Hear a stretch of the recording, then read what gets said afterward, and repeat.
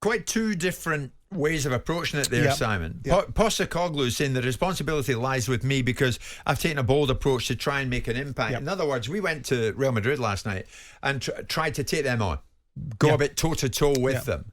Whereas Van Bronckhorst is saying, well, okay, to an extent it's damage limitation, but what we have learned is what it's like to at least try to compete with the big boys. Well, there's similar shtick in there about the fact that neither one of these sides have played in this tournament for a long time. And if you look at the journey of Rangers has been on, whether you like it or you don't, this was the club that, for its own deeds, was liquidated and rebooted. And so to have gone through 3 divisions to get back into the SPFL and to be back in Europe inside 10, 12 years is a feat.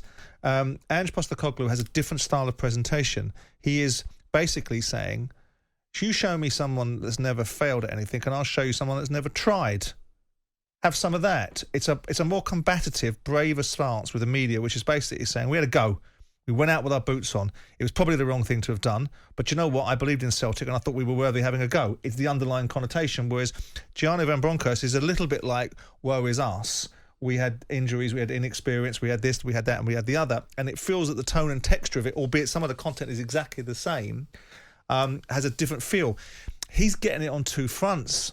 You know, they're getting done up in the SPFL. Celtic are beating them in domestic policy is always the primary policy, isn't it? Overseas policy in politics sometimes takes precedence, but primarily you are successful as a Prime Minister by having domestic policy under control.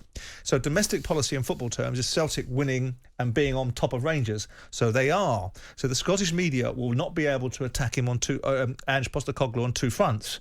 But they can go after Gianni Van Bronckhorst on 2 fronts. They can go after him on the fact that Celtic have overtaken them and that now they're the second in what most people perceive is a 2-horse race, and they've lost their standing again. And they're getting beaten every time they play Celtic. They get beat. And then they've got this very poor outcome in the Champions League, which is only marginally eclipsed by a poor outcome from Celtic. You see, it would appear, compared to Van Bronckhorst, that people, observers, are more accepting of Postecoglou's delivery and his explanation for their poor campaign. Yeah.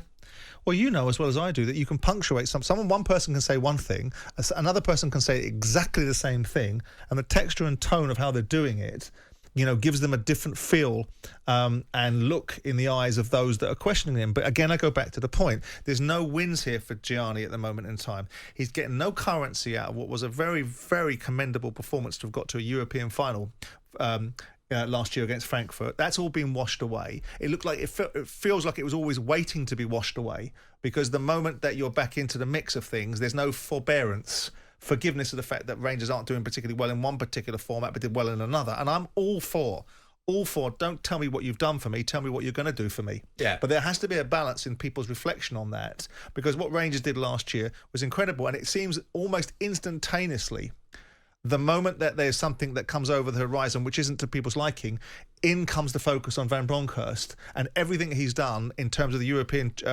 success has been washed away. And it must be because the primary focus in Scotland is who wins the Scottish Premier League. So do you think the criticism has been too heavy on Rangers and a bit too light on Celtic? Well, criticism comes from all quarters, and if you can't handle the criticism and turn it around into something that vaguely puts you in a position when you're in control of your destiny, then that's on you. If you're clever, like Ange Postecoglou, of being able to take it away, we were brave. No, you weren't. You weren't good enough. You know, it's great being brave, but the bottom line is you go out, you know, you can go out and say, I was brave, I got beat 5-1, and no one's going to remember how brave you were. They're going to remember the fact that you got beat 5-1. But if you make it the centre stage and you take it away, it becomes very difficult for segments of the media and the fan base to argue with some of the sentiments. If you then approach it with a different dynamic, which is, we didn't get as much money out of it as you think we got, and by the way, we haven't done this, and our players aren't this, and this, that, and the other, people aren't going to have scant tolerance for it. And then you're getting your heads handed to you in the old firm games. You've got no ground to get a foundation on, and because Giovanni, slightly more philosophical in his delivery, and isn't so with the Antipodeans. You've got this strong sort of feeling about them, their shoulders back, chest out sort of mentality, and there's a difference in Giovanni. What am I calling him? Giovanni Van Bronckhorst. You'll get there. I'll get there in the end, and he has a much more erudite way about him, and a much calmer way.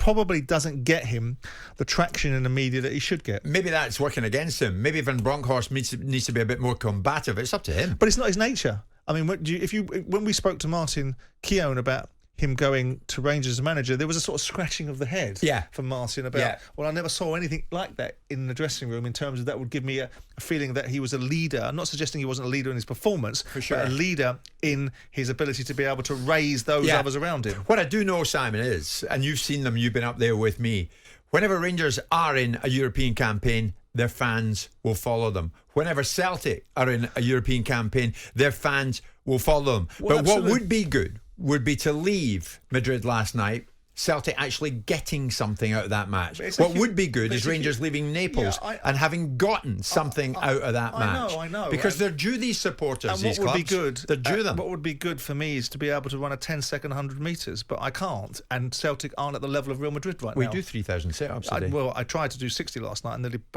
spontaneously combusted, so maybe I'll need to revisit that thinking. Okay. But the point is that we are being very, very harsh on these Scottish clubs because they're in the Champions League and we're forgetting the fact that it was an immense achievement for Rangers to have got there. Now, I know, and I'm the first person to say, you've got to be judging people by what they do, and you can't just, acquiesce and just fall over on your back and give up with you lay on the back and let people tickle your tummy. The bottom line is I still think there was an achievement in Rangers, more so Rangers getting to this Champions League, and I know that's going to rankle with Celtic fans because they won the SPFL. But they got to a European final to achieve getting into the Champions League. You just said that's pretty much washed away now. Well, I don't think it should be. I think the narrative and the rhetoric that's being deployed is unfair and unjust because they are in a tournament where they are massively outmaneuvered by either experience or quality of player or size of economics. And they cannot not count for nothing. And the bottom line is at one point, everyone was sitting at half-time, and I know that's not going to be that much of a consolation saying Rangers are well in this game against Liverpool, and then cream comes to the surface. And then good night. Yeah, exactly.